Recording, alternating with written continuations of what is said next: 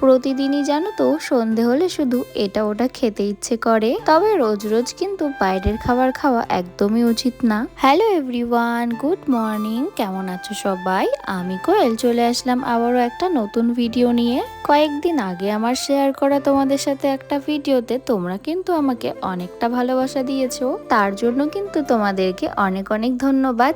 এভাবেই কিন্তু আমার পাশে থেকো আর এইভাবেই আমাকে ভালোবাসা দিও। আচ্ছা, এই ভিডিওতে কিন্তু তোমরা একটা কমেন্ট করে যেও তোমরা কে কোথা থেকে আমার ভিডিও দেখছো, তাহলে কিন্তু আমি জানতে পারবো তোমরা আমার ভিডিও কোথা থেকে দেখছো। আজকে জানো তো বেশ অনেকদিন পর সকালবেলা একটু চা খেলাম, খাওয়া দাওয়া করে এখন দেখো ওই 10টা কি 11টা মতো বাজে। আর এখন আমি চলে এসেছি রান্নাতে একটু হেল্প করার জন্য।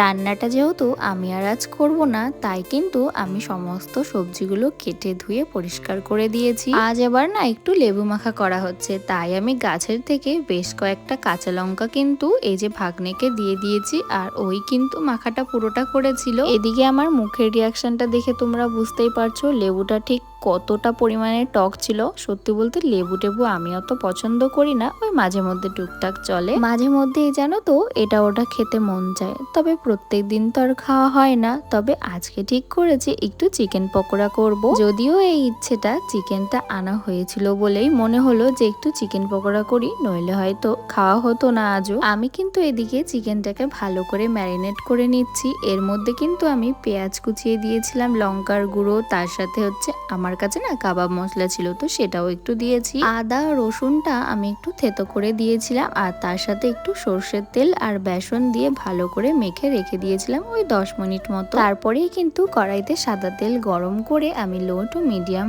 আঁচে চিকেন পকোড়াগুলোর দিকে ভেজে নিচ্ছি। পাশেই কিন্তু আবার একটু দুধ চা কড়া করে বসিয়ে দিয়েছিলাম। তোমাদের সাথে কথা বলতে বলতে কিন্তু এইদিকে আমার চিকেন পকোড়াগুলো একদম রেডি হয়ে গেছে। আর আমি কিন্তু একটুখানি গার্নিশিং এর জন্য একটু স্যালাডও নিয়েছিলাম। পকোড়াগুলো খেতে কিন্তু ভেতর থেকে বেশ জুসি ছিল আর বাইরেটা কিন্তু ভীষণ ক্রিস্পি হয়েছিল। চলো তাহলে টাটা, বাই বাই।